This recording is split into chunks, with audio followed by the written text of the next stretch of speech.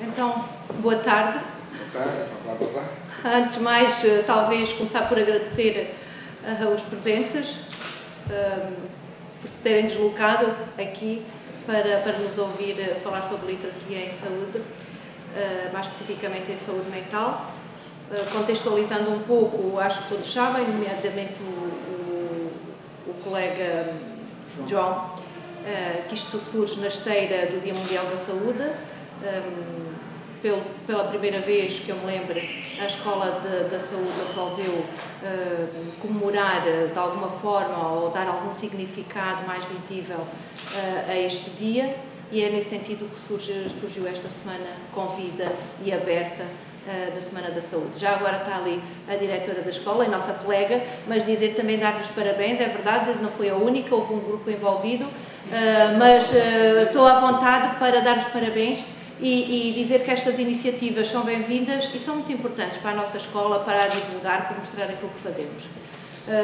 E nós também demos o nosso contributo e aqui estamos também, acho que de uma forma ativa, a tentar dar o nosso contributo e mostrar o que é que se faz na escola e, neste caso mais específico, e porque estamos na Semana da Saúde, eu e a Paula resolvemos falar em literacia em saúde e mais especificamente em literacia em saúde mental. Porquê? Vocês sabem, conhecem-nos, sabem que somos da área da saúde mental e daí especificarmos um pouco mais para esta área. Para além disso, se os comportamentos, se a literacia em saúde está muito relacionada com o nível de saúde dos indivíduos e das populações, no que se refere mais especificamente à saúde mental, isto talvez ainda seja mais verdadeiro, porque, como todos sabem, as pessoas com saúde mental têm um nível de literacia, e são os estudos que dizem isso, não sou eu que o digo, geralmente baixo. Isso faz com que elas utilizem mal os recursos que têm à sua disposição, que defendam pouco ou que promovam pouco a sua saúde, e isto traduz-se em sofrimento, traduz-se em gastos. Por outro lado, não falando das pessoas com doença mental e falando da população também, quando não conhecemos, quando temos medo das coisas, normalmente por desconhecimento, o que acontece é marginalizarmos, excluirmos, rotularmos, e então estas pessoas sofrem uma dupla consequência da iliteracia, não é? Relativamente a elas próprias têm um baixo nível de literacia e porque os outros também têm relativamente à saúde mental. Mas dessa parte irá falar a Ana Valais. Literacia é a capacidade para identificar, compreender, interpretar e criar, comunicar e usar as novas tecnologias de acordo com os diversos contextos. Na verdade, anteriormente o conceito não era bem este, era um conceito mais simples, significava ou era entendida a literacia apenas como a capacidade de ler, escrever, compreender e comunicar. Mais tarde apercebeu-se que a literacia devia ser enquadrada numa perspectiva mais ampla e, sobretudo, numa perspectiva de desenvolvimento humano. Por isso temos aqui este excerto da Unesco que diz que envolve um processo continuado de aprendizagem que capacita, sublinha aqui a palavra capacitar, o indivíduo a alcançar os seus objetivos, a desenvolver os seus potenciais e o seu conhecimento, de modo a poder praticar de forma completa na sociedade. Foi, sobretudo, a partir da década de 80, do século passado, que se desenvolveram vários estudos sobre literacia, alguns deles sobre literacia em saúde, pois esta emergiu como uma palavra-chave na agenda, sobretudo, da medicina e também da saúde pública. E então, o que é que se entende, surgiu assim o conceito de literacia em saúde, o que é que se entende por literacia em saúde? De acordo com a OMS, é um conjunto de competências cognitivas e sociais e a capacidade dos indivíduos para acederem à compreensão, não é apenas ao uso, mas também compreenderem a informação de forma a promoverem e manterem uma boa saúde.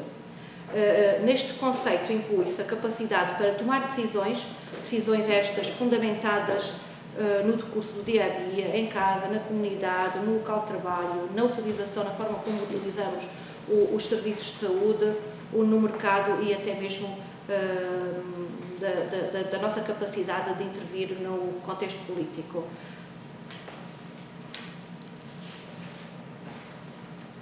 Definições mais recentes sublinham também a ligação entre literacia e empowerment, ou empoderamento e participação. Tratando-se efetivamente de um contexto muito complexo, pois não envolve apenas o conhecimento, mas também as competências cognitivas e sociais, a confiança e motivação para obter acesso à informação, compreender e utilizar essas informações, de maneira a promover e manter uma boa saúde. Só a título de exemplo, trouxe aqui este slide que me parece muito simples para justificar, no fundo, e evidenciar a relação entre literacia em saúde e resultados em saúde. Por exemplo, no contexto clínico, uma pessoa cuja capacidade de compreensão esteja de alguma forma comprometida, tem dificuldades em compreender as indicações clínicas que se lhe são dadas.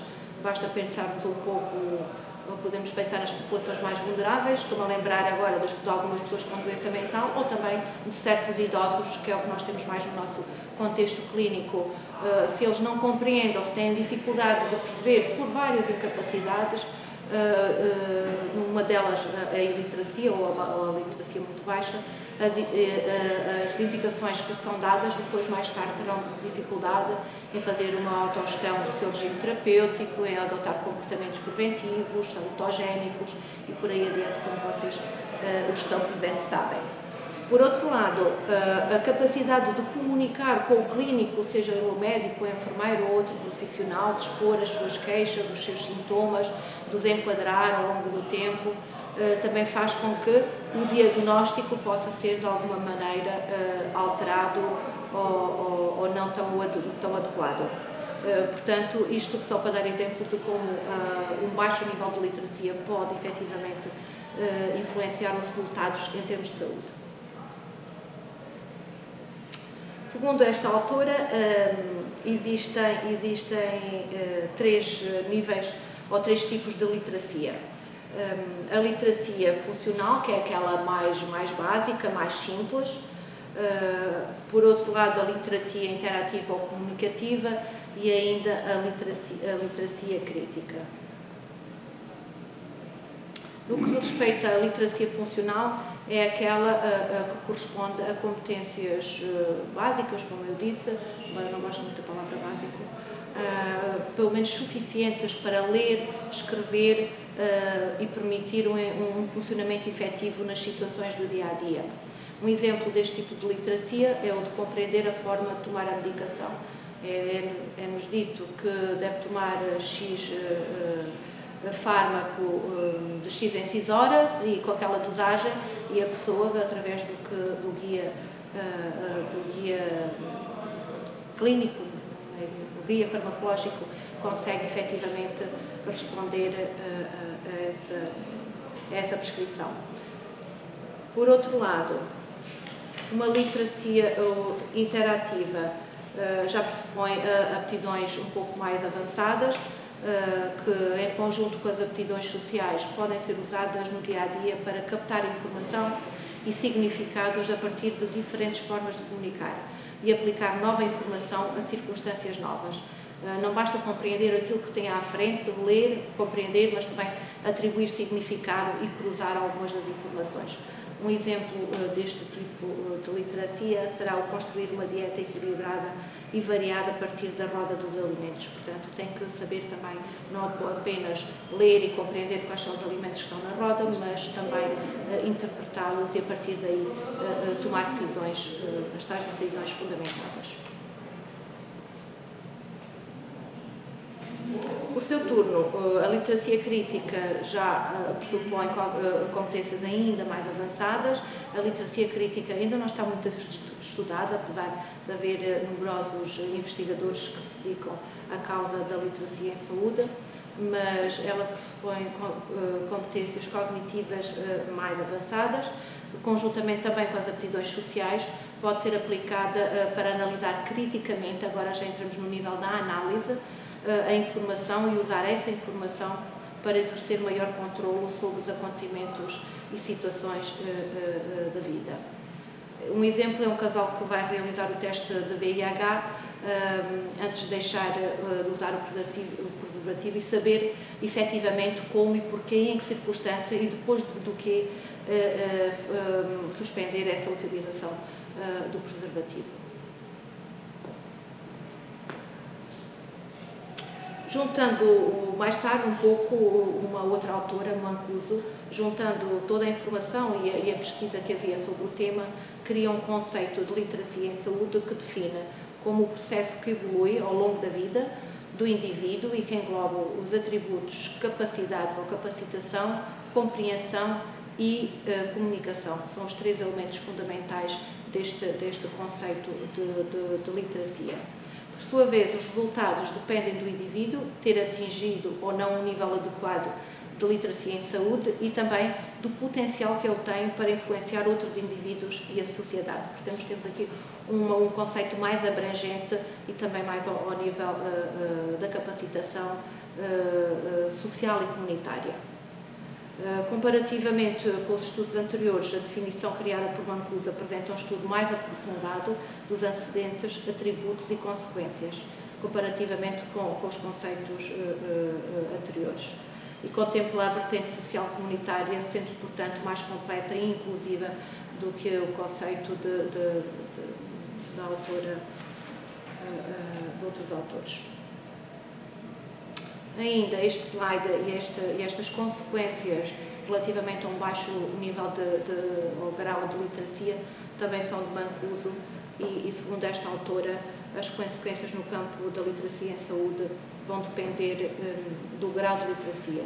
De facto, esta autora refere consequências profundas quando os autores não adquirem um grau de literacia em saúde suficiente. Reflete-se, nomeadamente, em custos de saúde mais elevados, quer para o utente, quer para o próprio sistema de saúde. Isto tem a ver com vários domínios, digamos assim. Por um lado, eles procuram, uma pessoa com uma baixa literacia tende a procurar mais os serviços de saúde, perde-se no âmbito dos recursos que a comunidade lhe dá e não sabe muito bem que recursos os mais adequados para as suas necessidades. E, por outro lado, também acontece o contrário. Quando é necessário prevenir e procurar precocemente os serviços de saúde, também acontece o contrário. Acabam por não procurar e depois levar a gastos maiores hospitalizações mais frequentes e mais demoradas. Outra das consequências será o reduzido conhecimento das doenças, da sua prevenção e do tratamento, a menor capacidade de autocuidado e de autogestão, a menor capacidade de corresponder aos requisitos das doenças crónicas, sobretudo. Sabemos que as doenças crónicas obrigam a um autocuidado permanente, a uma autogestão de vários componentes do plano terapêutico e estas pessoas têm mais dificuldade em fazê-lo, com todas as consequências individuais, económicas, sociais, familiares que isto acarreta. Também uma das consequências é a baixa taxa de cumprimento das prescrições médicas, a elevada taxa de erros relativamente ao tratamento, dificuldades de acesso aos serviços de saúde, também já tinha sido de alguma forma aflorado, e ainda dificuldades de orientação no sistema e de prestação de cuidados de saúde. Para terminar e passar a palavra aqui à colega Ana Paula, dizer que também muitos estudos referem que há populações mais vulneráveis no que respeita à literacia em saúde. Portanto, há populações que foram identificadas com níveis mais baixos de literacia em saúde. A título de exemplo, as minorias étnicas, os imigrantes, as pessoas com baixo rendimento, os idosos e também as pessoas com doenças mentais, sobretudo as pessoas com doença mental crónica e persistente. Especificamente sobre a literacia em saúde mental, e iria começar por dizer que, efetivamente, a representação social do doente mental ou da doença mental tem sido, desde sempre, visto como uma coisa negativa, não é? Existe uma visão, podemos dizer, preconceituosa das doenças mentais e dos doentes mentais, e, de facto, isso tem passado de cultura em cultura, porque é a nível mundial, não é? E também de geração em geração. As problemáticas de saúde mental, portanto, normalmente são perspectivadas como um problema dos outros. É sempre dos outros e está tudo fora de nós e, portanto, não precisamos tomar atenção ao que se passa. E depois também há outra parte, que é o seguinte: normalmente os doentes mentais são vistos normalmente como preguiçosos, ociosos, incapazes e muitas das vezes como perigosos e imprevisíveis. E isto, claro, leva-nos para um assunto que também tem sido agora ultimamente muito divulgado, que tem a ver com o estigma. O que é isto do estigma? Não é? Portanto, é o impacto profundo e o impacto que este tem na população, não é? Quer na relação com os doentes, quer da pessoa consigo mesma. O que é isto? Porque quando a pessoa percebe que poderá terá a viver uma problemática de saúde mental, ela normalmente nega, não é? Entra em negação e recusa, digamos, essa vivência como algo, entre aspas, dentro da normalidade, como outra doença qualquer, e normalmente não quer aceitar a situação e por isso mesmo há normalmente um atraso depois na procura de ajuda em relação aos técnicos, nomeadamente, por exemplo, ao psiquiatra. E nós todos sabemos que as pessoas, mesmo quando falam sobre a sua doença, dizem: eu fui ao neurologista. Normalmente optam por ir à consulta de neurologia e não à consulta do psiquiatra propriamente dito. E muitas das vezes, o neurologista normalmente atende as pessoas, como é óbvio, e prescreve, não é? E muitas das vezes essa pessoa, quando a problemática não, digamos, quando a pessoa não tem melhorias visíveis, digamos, na sua situação de doença, normalmente a seguir é quem envia para o psiquiatra. E a pessoa normalmente está muito renitente e às vezes abandona as consultas, portanto, deixa de ir ao neurologista, não é? Faz a medicação até que pode, porque muitas das vezes não quer ser conotada com a área psiquiátrica. Portanto, isso, como é óbvio, este comportamento tem a ver com a falta de conhecimento, não é? Com a falta de conhecimento sobre a doença mental, a falta de conhecimento sobre a disponibilidade dos técnicos, dos profissionais desta área que existem e que podem dar ajuda, portanto, não é só o psiquiatra, não é? Temos outros técnicos nestas áreas que trabalham em equipa e que, de facto, também, em primeira linha, podem ser o primeiro contacto destas pessoas e depois, então, serem encaminhados, mas as pessoas pensam que, de facto, que só o psiquiatra é que pode resolver, às vezes, as suas problemáticas. Talvez são problemáticas existenciais, de dificuldades de encarar mudanças na vida, e que não quer dizer que seja o psiquiatra que resolva, mas a pessoa, de facto, tem sempre um certo receio de ser visto como doente mental. Eu não sou louco, não é? Normalmente dizem: eu não estou ainda louco, eu, portanto, não quero ir ao psiquiatra, e optam às vezes até por ir ao médico de família e pronto, e o neurologista, tal como eu disse. Portanto, e muitas das vezes, mesmo em frente a frente com os profissionais de saúde, estas pessoas às vezes têm dificuldade em falar sobre as suas doenças e explicar claramente o que está a passar com elas, não é? E claro, tudo isto vai provocar depois um agravamento da sua situação. Pronto, e agora aqui digamos um aspecto mais teórico: o estigma associado às problemáticas em saúde mental resulta da combinação de 3 componentes, não é? Como eu tenho aqui no slide: os estereotipos, o preconceito e a discriminação. Os estereotipos são as crenças negativas, não é? Sobre a doença. O preconceito diz respeito à concordância das crenças com os estereotipos, e a discriminação são comportamentos discriminatórios que todos nós observamos no nosso cotidiano sobre o que é isto do adoecer mental. E, pronto, tal como tinha sido dito, esta discriminação vai dificultar a procura de ajuda. O conceito de literacia em saúde mental envolve um conjunto de componentes de quais se destacam, que isto até já foi dito, não é? Mas o reconhecimento e aceitação da doença, de modo a procurar a ajuda. O conhecimento sobre os profissionais e os tratamentos que estão disponíveis. A pessoa fica logo, às vezes fica com a ideia de que o médico vai prescrever um número de fármacos que vai provocar muitas dificuldades no seu cotidiano, nomeadamente ficarem muito sonolentos, não conseguirem sair da cama, não conseguirem desenvolver as suas atividades e por isso mesmo também têm um certo receio sobre o tratamento. Depois, conhecimento também de algumas estratégias de autoajuda e também, já numa outra área, os conhecimentos e as competências para prestar apoio e ajuda aos outros, ou seja, eu, enquanto familiar, que tenho uma pessoa com uma determinada problemática na área da saúde mental, quanto mais conhecimentos eu tiver sobre aquela doença, melhor posicionado eu estou para o ajudar. E isto também falha muito. E ainda o conhecimento em termos da prevenção de todas as problemáticas de saúde mental